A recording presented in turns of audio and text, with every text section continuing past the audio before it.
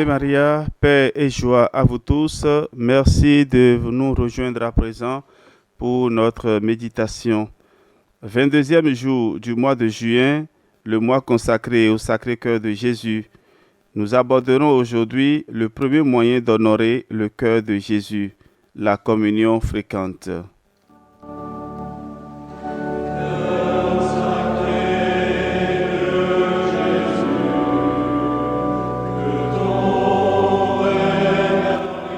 L'objectif de la dévotion au Sacré-Cœur est d'enflammer nos âmes de charité.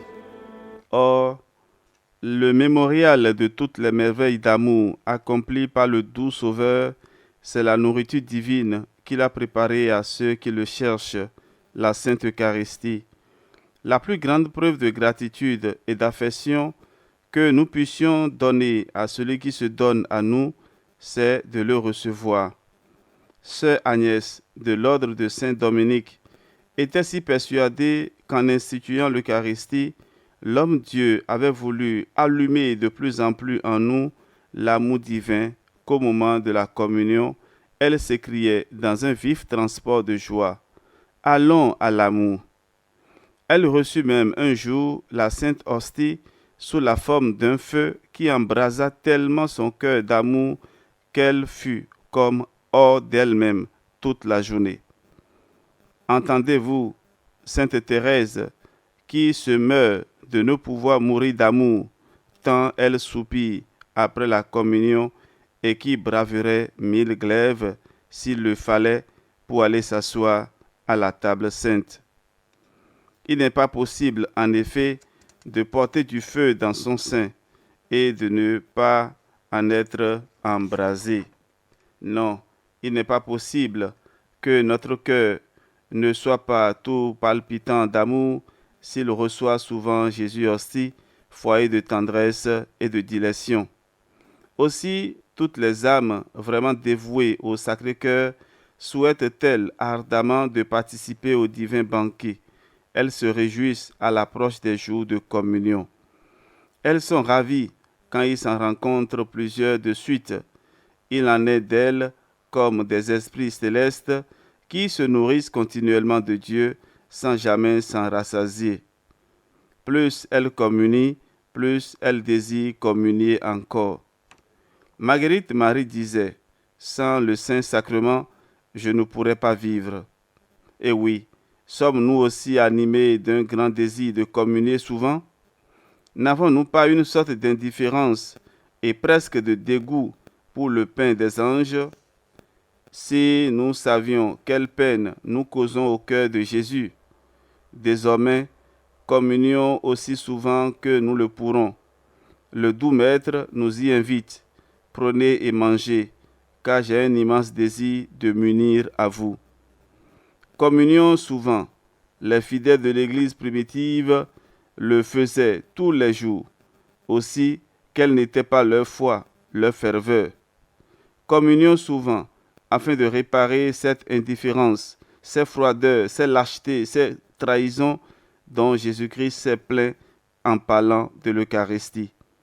Oui, communions souvent, et puissions-nous être en état de dire comme Marguerite Marie, j'ai un si grand désir de la Sainte Communion que volontiers, pour me la procurer, je marcherai nu-pieds par un chemin de flamme. En retour, frères et sœurs, nous mériterons d'entendre la belle parole que Jésus adressait à son humble servante. Ma fille, j'ai choisi ton âme pour mettre un ciel de repos sur la terre et ton cœur sera un trône de délices à mon divin amour.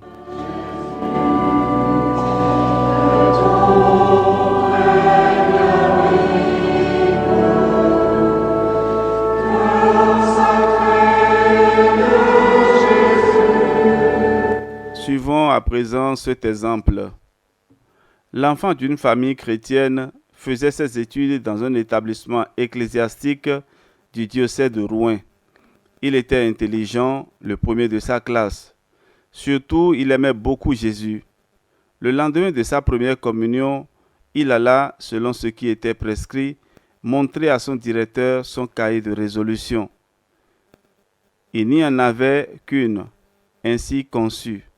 Je prends la résolution de continuer à porter la cravate blanche de ma première communion jusqu'au jour où il m'arrivera de commettre un péché grave.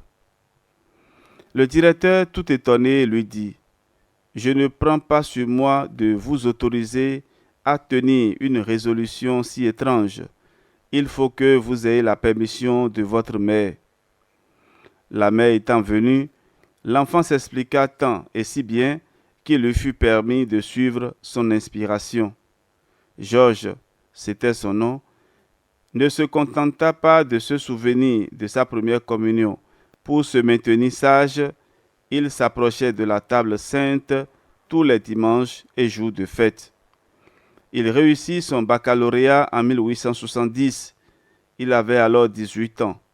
Lorsque la guerre eut éclaté, il rejoignit les zouaves pontificaux du général Charette. Il avait été un modèle au collège, il le fut aussi sous les armes. Il communiait tous les dimanches. En janvier, près de la ville du Mans, les zouaves furent chargés de reprendre un mamelon aux Prusses. Georges s'y distingua par son courage et fut du nombre des vainqueurs. Mais une balle meurtrière vint l'atteindre. Il demanda aussitôt un aumônier et lui dit: Mon père, je me suis confessé et j'ai communié il y a 3 jours. Rien ne pèse sur ma conscience. Veuillez seulement m'apporter la Sainte Communion. J'ai aussi un service à vous demander. Regardez dans mon sac, vous y trouverez une cravate blanche, un ruban blanc et un chapelet. Ce sont mes souvenirs de première communion. Veuillez me les apporter. Eh bien, frères et sœurs, quand l'aumônier fut revenu, Georges lui demanda de lui mettre la cravate autour du cou. Puis, lorsqu'il eut reçu le viatique, il ajouta: Lorsque je serai mort, vous m'enlèverez cette cravate et vous l'enverrez à ma mère en lui écrivant de ma part que cette cravate de ma première communion n'a jamais reçu d'autre tâche que celle de mon sang versé pour notre patrie. Oh, quelle belle mort! N'est-elle pas le fruit de la communion de chaque dimanche et de chaque fête?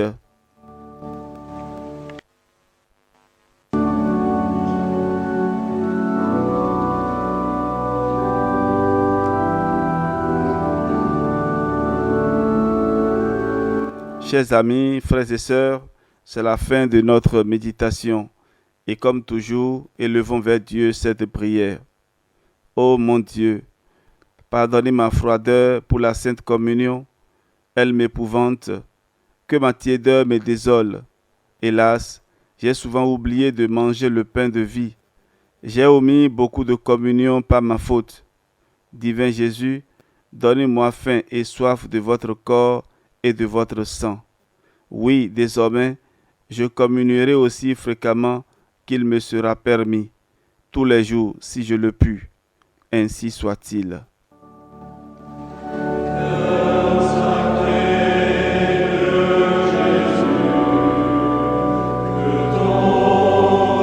Chers amis, frères et sœurs, nous nous arrêtons là pour aujourd'hui en remerciant le Seigneur pour le don de son Esprit Saint qui nous a assistés.